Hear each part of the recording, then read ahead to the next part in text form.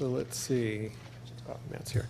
Okay, so we've been talking a lot about the bottom line and in a more tangible form, looking at the costs. The next two speakers are going to talk about something that, of course, is all very important to us, and that's our health and well-being and how this relates to the health industry.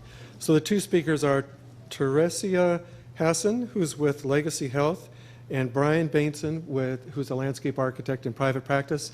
And I'm going to let them further explain, introduce themselves, as well as let them know, because there's two speakers, you'll have to be very efficient. Okay, so please welcome Teresia.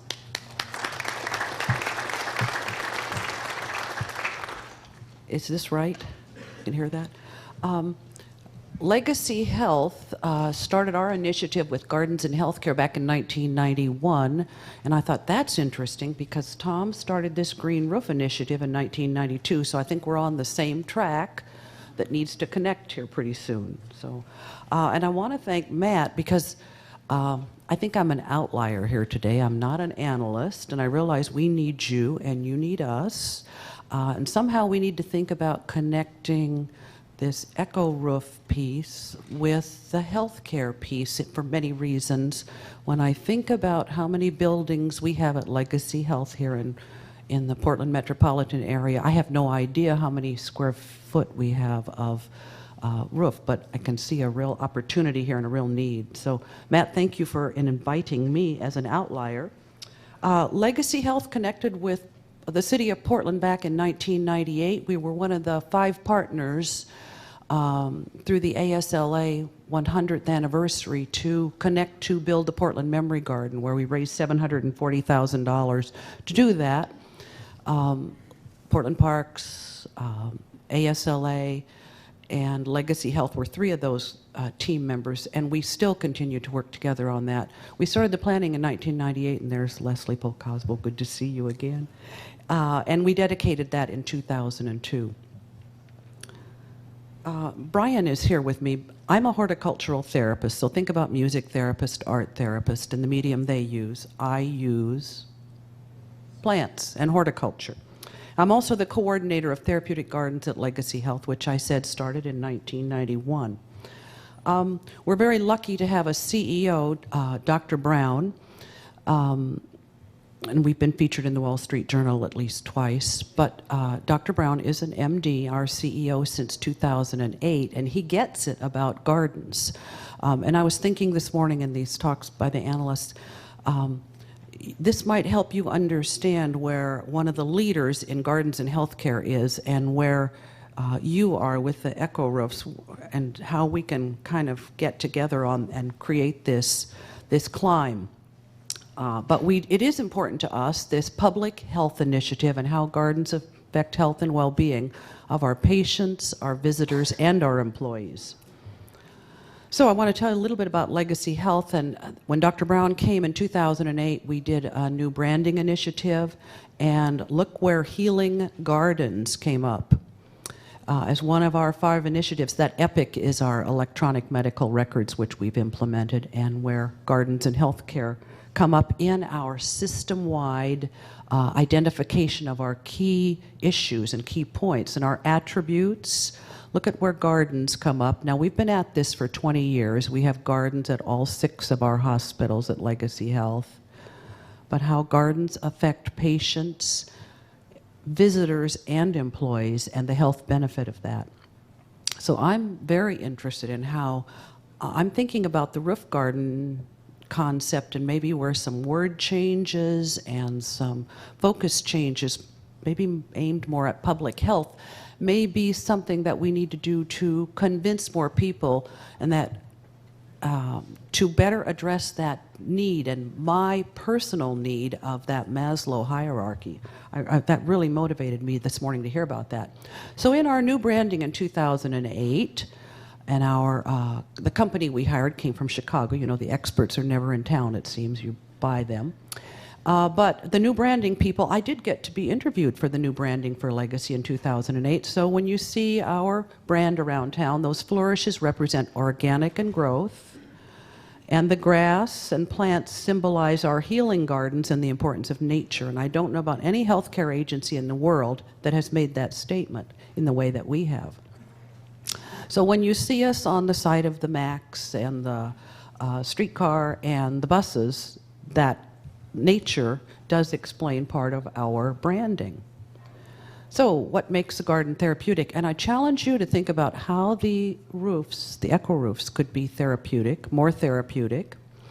And I challenge you to think about maybe changing the name so that people can relate better to meeting their personal needs. So Roger Ulrich, he was at Texas A&M, has retired from Texas A&M. How many people know Roger Ulrich's research? Okay, good. I was with him last week. We were teaching in Chicago at the Healthcare Garden Design Certificate Program at the Chicago Botanic Garden. That program has been running for 10 years. And that program needs to know about this initiative of this group too, because those are healthcare agencies around the entire world that are represented at that training. So Roger says that the characteristics of these spaces, and I'm thinking we can involve the Ecoroof in this space too, because it seems to me that it needs to be more therapeutic. People need to be more engaged in a wide variety of ways. So there are going to be increased opportunities for social support. Choices lead to feelings of control. I'm going to explain each of these, and then that whole movement and exercise and the benefits of the nature experience. And Roger talks about how this all relates to stress, buffering, and restoration, and improved health outcomes. And maybe that tag needs to start any conversation we're having about Ecoroofs, but improved health outcomes. So increased opportunities for social support mean at the Legacy Gardens, things are happening where people are with their families, they're with other patients, and all those benefits of social support. And there are research studies to document that. And here are some volunteers in one of the gardens at Legacy. Employees benefiting from social support in the garden, fresh air. And this next aspect of having choices and opportunity for many choices available to patients, to families, and visitors, because when people have choice, they feel more in control. And when people are feeling more in control, they're more cooperative in the health setting. And for a patient, that could be patients generally feel very out of control or lacking control because they have to wear a particular gown that ties in a particular way, eat at a particular time, eat what's offered, take injections at certain times, PT, physical therapy at certain times. So you feel like you're out of control in a way that you hadn't been when you were at home. So when families feel in control, they're more cooperative. Patients feel more cooperative. They follow the medical regime. And when families feel like they're in control, they have greater emotional support to offer their patient, which results in better health outcomes. And these are all documented by research. So when I was looking at Ecoroofs this morning, my mind was thinking, all right, how do we engage people? How do we somehow engage people more in feeling like they're in that roof or on it, or somehow a greater engagement? So these are customers that come to the hospital, and this is how they're engaging. Places to sit, interesting things to study. And it's important to us that employee satisfaction is very important because we invest a great deal in training. These are medical residents, and they're with us for 3 years.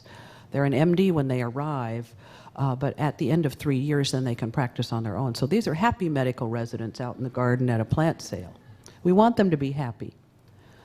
So hospitals are about movement, exercise, and rehabilitation, and physicians want patients up and out of bed as soon as possible. Get moving, because you'll get out of the hospital faster. It will cost us less as taxpayers. And people will feel better about their situation, have improved mood, and all of that translates to improved benefits of health and decreased costs.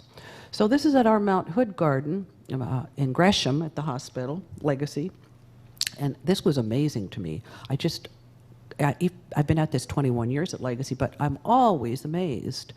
Any season, something new is happening. Here was a cold, cold April day, out at Gresham, and here comes a man, his wife, and their daughter. And the woman did have on 2 gowns, one around the back, one around the front.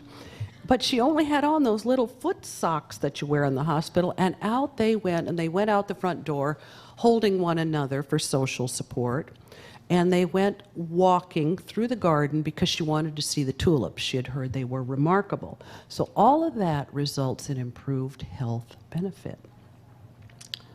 And here's a patient at the Oregon Burn Center garden, getting out and walking on her own when she's cleared by the physician to be out. And again, that helps her get out of the hospital faster when she gets moving to meet those health goals, and those rehab goals. And families get out in the gardens. This gives them a sense of control, but also that piece of movement and mild exercise. And the gardens are all about therapies, using them. We really get a great value. So I'm thinking about these roofs. I'm going, oh my gosh, I didn't realize there were all these roofs. And you know, I'm thinking, how can we get greater value out of the roofs in Portland?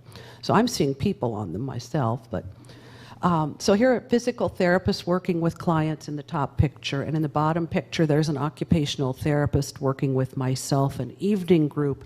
And current and past burn patients and their families get together for a burn concern support group. And we're potting up hanging baskets, which we'll be doing next month. The top picture, a speech pathologist is working with a patient in the garden. And in the bottom picture, a recreational therapist.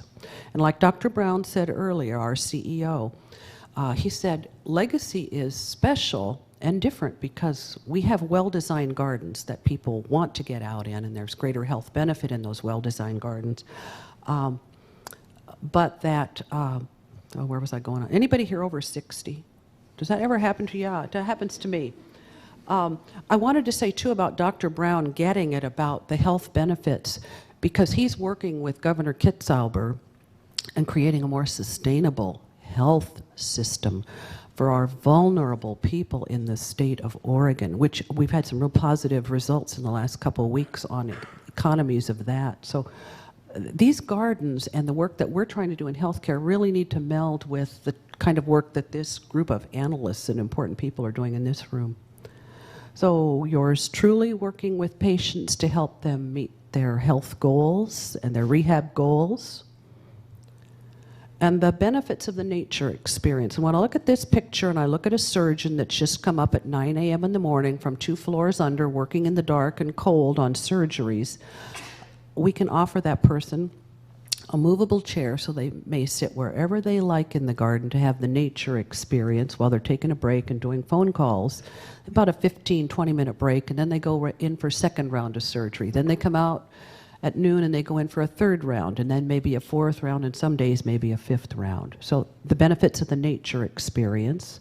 And there is some research about how people work with less error when they've had a positive nature experience. And I want my brain surgeon to work with no error. And about how families may have a nature experience when going through cancer therapies, and that father also has a sense of control, that he may participate in play and discovery with his child at the hospital just like he could at home. And well, siblings have issues in participating in health care for the family.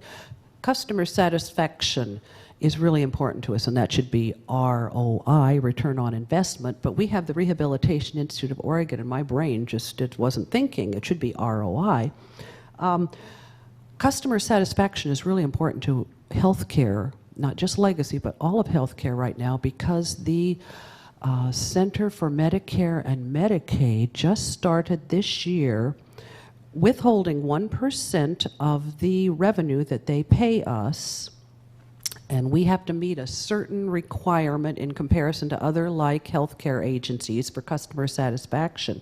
So 1% for us means $1 million a year from the Center for Medicare and Medicaid Services, and in 3 years they're going to raise that to 3%. So customer satisfaction is very important to us. So we use customer satisfaction feedback to help us continue planning how to improve the garden experience.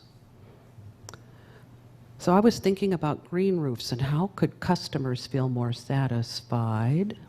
Now this really to me translates to getting my personal, that hygienic level of needs met. So we have an upcoming project, and Legacy has not done any green roofs, so that's a challenge for all of us to work together to move toward that being a standard of practice. But we are getting ready to redo an awful upstairs second floor terrace into a family birth center garden and a cardiac intensive care unit garden. So this is our before. So look forward to seeing something better there and come visit us. This week I was in Chicago. I went to it's a nature museum, not the nature center at Lincoln Park. And I got in there and I thought, oh, I want to get up there and I want to see the green roof. And doggone it, I couldn't even get near it. I walked all over. I went to every elevator. I went to every door upstairs. And I wanted to get into the space because as a horticultural therapist, I want to know how people are using these places and how they can be more engaged. So I felt frustrated that I could only look at that site right there. And I couldn't get to those roofs. I was very frustrated. So that kind of bothered me a little bit. But here's the one that makes me happy, the Lurie Garden. How many people have been there? All right, this one people are happy about, and when people are satisfied, they probably are more supportive in many ways, including financially. But people are in the Lurie Garden. You know, this is over the Millennium Parking Garage. So I think this is a remarkable example of a green roof. So you can find out more about our work with gardens in healthcare at legacyhealth.org/gardens. And you can contact me there too. And then I belong to the American Horticultural Therapy Association. I also gave Matt some more information that I just got this week. And maybe some of you know about the economics of biophilia. And that's available for a download. And Matt's going to send this to you. But you can find it at terrapinbrightgreen.com. And it's all about the return on investment. Some remarkable work done there. It's terrapinbrightgreen.com. So Brian Benson is next.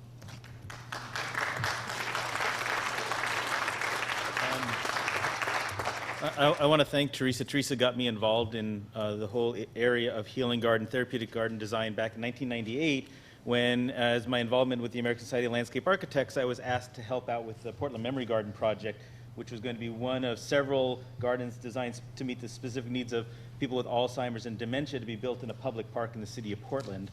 And that was really my introduction to that. And I actually got involved in that project not because of any healing garden experience, but because of my knowledge of working with community groups and neighborhood associations in the city of Portland. So I'm going to apologize. I'm going to go through my talk fairly fast, and hopefully we pique your interest. And if you are interested in this subject and want to learn more, in September, I believe it's September 21st, Legacy is having an all-day conference on the issue of healing gardens, and Roger Ulrich is the keynote speaker at that talk in September. So please come out to that. Yeah, and it's on the Legacy website. So healing gardens. Aren't all gardens therapeutic? I get this question a lot. And the answer, is complex. I mean, yes, being out in nature has healing effects, stress reduction effects, and all the rest of it.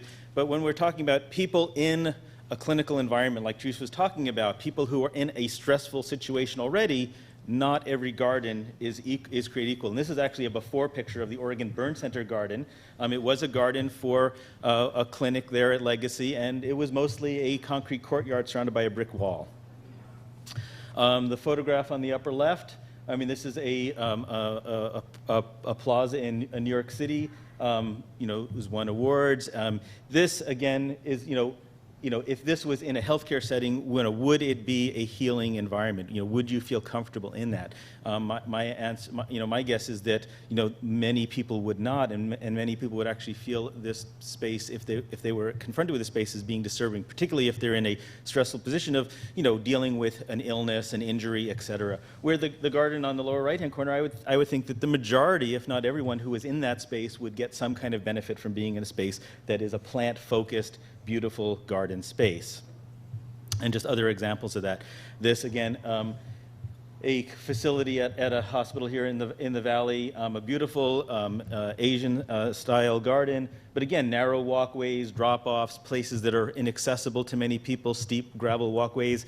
When we did a post-occupancy evaluation of this garden, most of the staff said that they were afraid to even tell patients they could go out there because they felt that the space was dangerous. And they also didn't know how to take a patient out there and use it because they were not involved with the designer in the design of it. And that's really what I'm going to focus on this morning.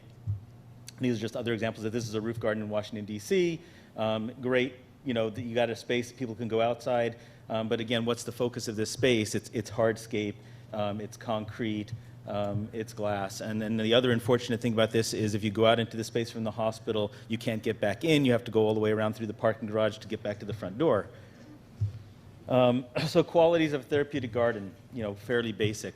And really what I want to focus on is, as a designer, what am I looking for? And really the key with these projects, really, more so than any other project that I work in as a landscape architect, is the communication and the interaction and the feedback that I get from the people who are going to be ultimately using the space, the clinical staff, the maintenance staff, the horticultural therapists, the occupational therapists, the physical therapists who are going to use it, the physicians that are going to write the release that allows their patient to go out into the space. If they're not involved in the design process and I'm not able to talk with them, there's a good chance that the space is not going to be successful. I go and look at a lot of healing gardens around the country, and unfortunately, most of them are underutilized, not used, or quite outright, dangerous for their patients of these facilities to go out and use.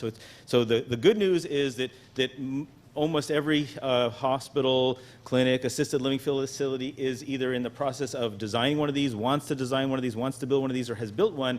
The sad part is that the majority of the ones being built are not as successful as they could be if this interaction and this interdisciplinary team approach that we have used at Legacy was utilized at those facilities. So again, interesting projects, photographs, from Landscape Architecture Magazine, our professional trade organization. Again, these are, spaces that, are contemplative, are modern, are, intriguing to many, but in a healthcare environment, one has to ask yourself, if you were put yourself in the position of, a cancer patient, of a stroke patient, of a family member, of someone who was just, badly burned in a car accident, is this the kind of space that would promote healing? The American Horticultural Therapy Association has developed guidelines that really, if you're going to be doing this kind of work, are really kind of the starting point for understanding what makes a successful healing garden. And there's seven things. There's some overlap between them, but scheduled and program activities is at the top of the list, and it is the one that is really the difference between success and failure. These gardens are meant to be used by the patients, the families, the staff of the facilities. Photograph of the Oregon Burn Center with a horticultural therapist doing an activity in one of the shade structures.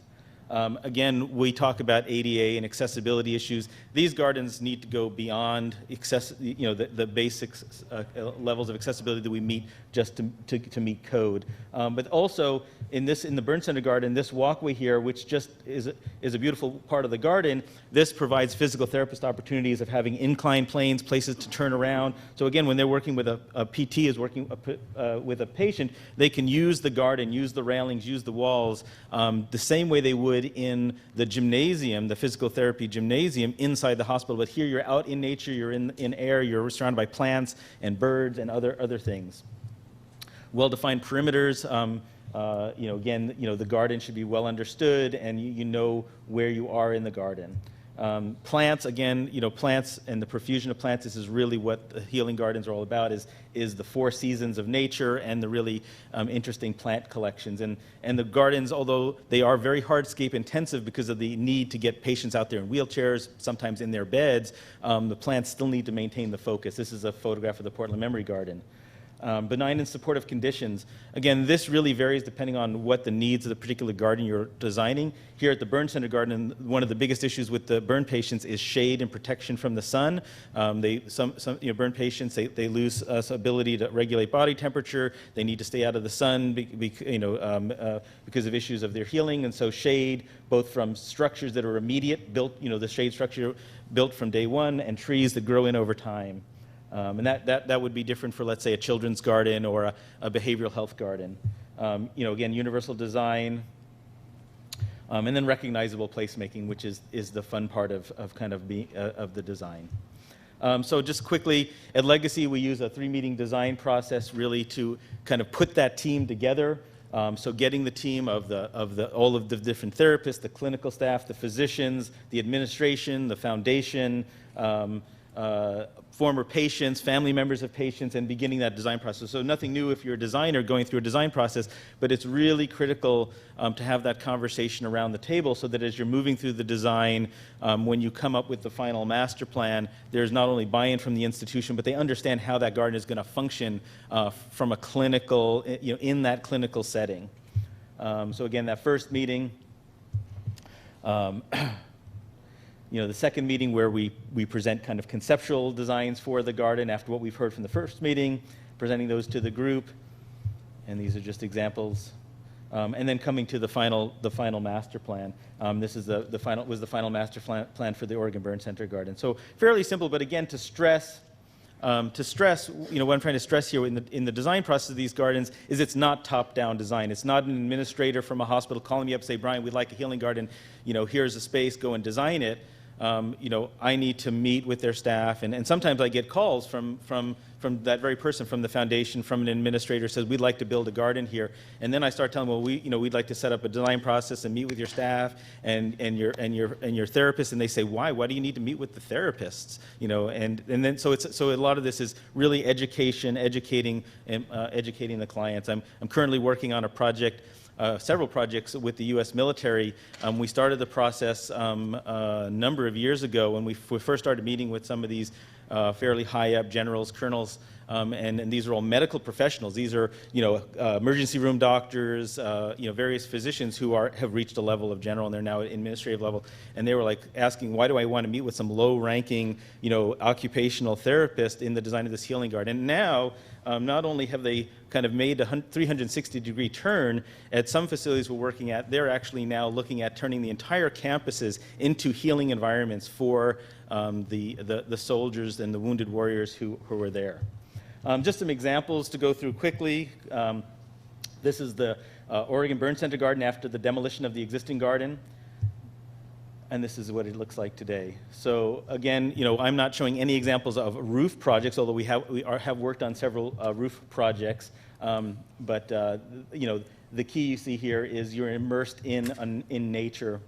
And again, the views from the rooms looking down into the garden. And you can see what we're trying to do here at the Oregon Burn Center Garden is provide a place for patients, for family members. Again, when somebody comes to the Burn Center Garden, they may be coming with their family. They may be life-flighted here. They're brought in an ambulance. The family may spend days, weeks, months with them living at this hospital. And the gardens, as much as they provide respite for the patients, they really do provide that respite for the families and also for the staff. Up here in this is part of the garden. This is actually a staff area, a staff garden that staff can go out and take their break and get away from the unit for a little bit, and just other views of the garden. Storage shed. This is both storage for the equipment for the gardeners and equipment for the therapists to have in the garden. Again, that's really critical to have close by. Music therapy in the garden, other activities in the garden. And again, when I'm designing these spaces, I'm really looking at the structure and how they function. And these are gardens. I mean, these healing gardens are not they're not low maintenance gardens. I'm working on a project right now back in Washington, D.C., and they're saying, well, we would like this Leeds point of not having any irrigation. I'm saying, well, we're doing a healing garden. It needs to be a 4-season garden. You're in Washington, D.C. We need to have irrigation in the healing garden. The rest of the landscape, well, that's fine. But in the healing garden, it needs to be irrigated. And so with green roofs have a tremendous benefit of that, contact with nature. You're in the patient's room, you're looking at a large roof area, like Teresia was talking about. Legacy has acres of roof area.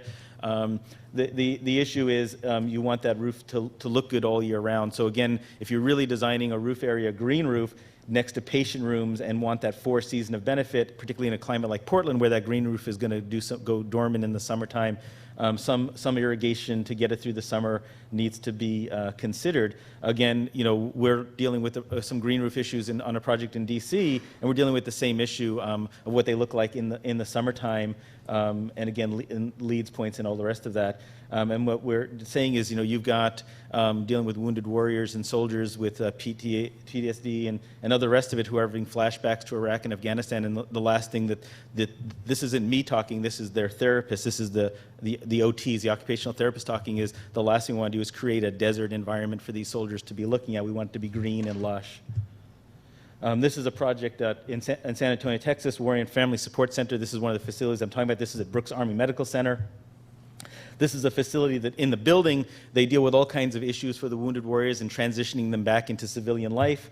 And what I was lucky enough to do is to work on a garden project that's a healing garden where there are therapists, psychologists, occupational therapists can go out and work with the warriors in the garden setting. This is the butterfly garden, and again, this is in Texas, in San Antonio, and it is a four-season garden. And the building itself achieved LEED's Gold. And again, in these facilities, the warriors, they're living on the base in barracks, sometimes with their families, which is why the play equipment's there, while they're receiving outpatient therapy, sometimes for years, and some of these soldiers are coming back many, many times for surgeries and more surgeries. This is a children's area in the garden where we're growing some produce, and the frog is sculptures for kids to climb on. A lot of these soldiers are dealing with issues of just being reintegrated with their families. So just some other views of that. Sometimes it's simple structures. This is the children's garden, and this was just to create a place to be outside.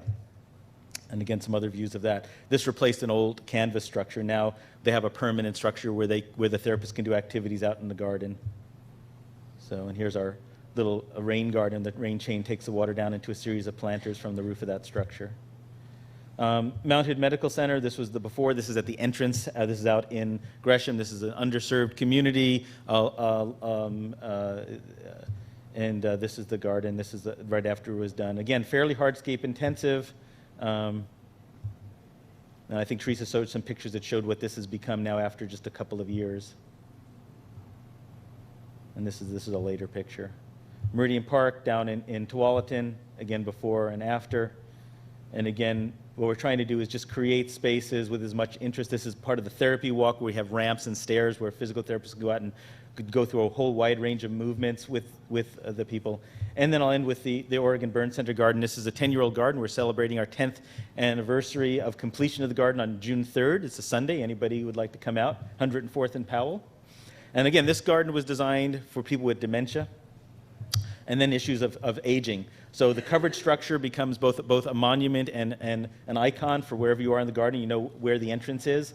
But also the shade structure, we have this translucent roof, which allows, on a really hot, sunny day, that we don't get this black pool of shadow underneath the structure, but a mottled sunshine, which is just a simple thing when you're dealing with patients. And this is something I didn't know before as a designer, that dark shadow line between the light and dark, a lot of people, seniors, because of how their eyes change and also the issues of dementia, will see that as a grade change, as a step, and they'll actually trip.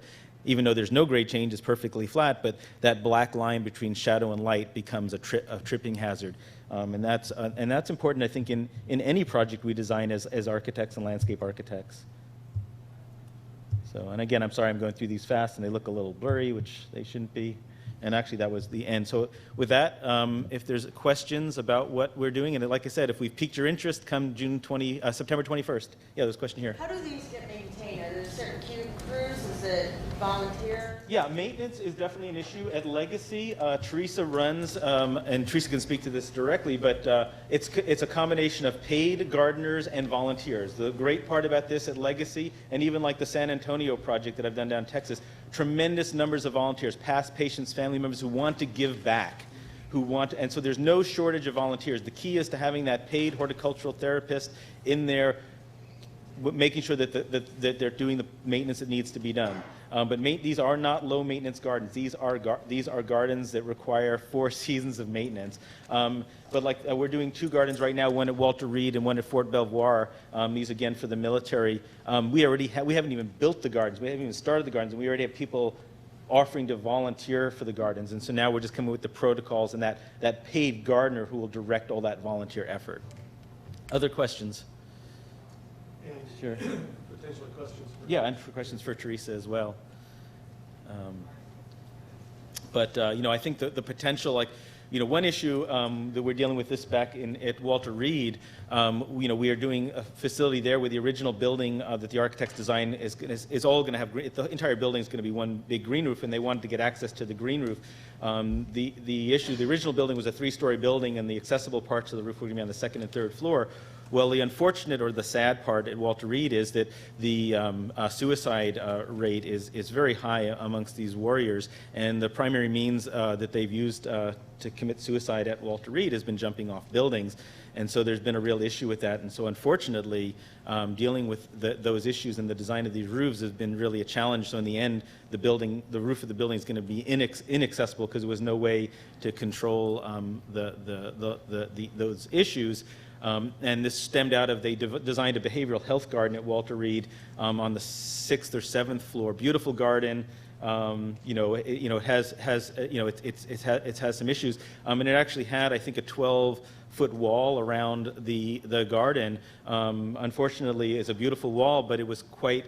It was all horizontal wood boards, and it's quite climbable. And many of the inpatient behavioral health patients that are in this garden, they're special forces. These are guys that can climb vertical walls, they're trained to get in and out of anything. So unfortunately, the garden the people who it was designed for can't use the garden. So again, these are issues, when we're dealing with roofs and getting people outside. And so that's a challenge to us as designers to how to deal with those kinds of issues. And then, just try to make it, again, when we're working in urban centers, I think right now we have 4 projects that are roof gardens in healing environments. So the roofs are where they are, where the action's at, particularly when you're in urban settings like Washington D.C., Chicago, Portland, New York City. So Okay, great, thank you very much.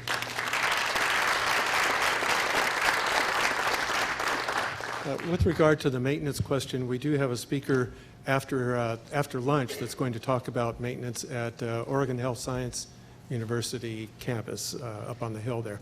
Also, we're going to take a break now, and we'll reconvene instead of at 10:45. How about 10:50, and get started again. I did want to mention, and actually, Matt, let me see if I cover what you were talking about. So we're going to have the breakout sessions at lunch again, and that'll be an opportunity for doing a lot of networking, and we have an hour and a half for that, so about a half hour to get food and eat together and things like that. But I think there's, as the speakers are talking, there are a lot of connections, like this idea of all these other rooftops at Legacy and at various other health providers. There's a tremendous opportunity to try and figure out more ideas, and I know we would be very interested in moving that discussion, as well as many other agencies. And let's see, what was the other issue? Oh, there will be proceedings available. We'll send it out to everybody. He could just come up and say this, which is what he asked. I'll just say.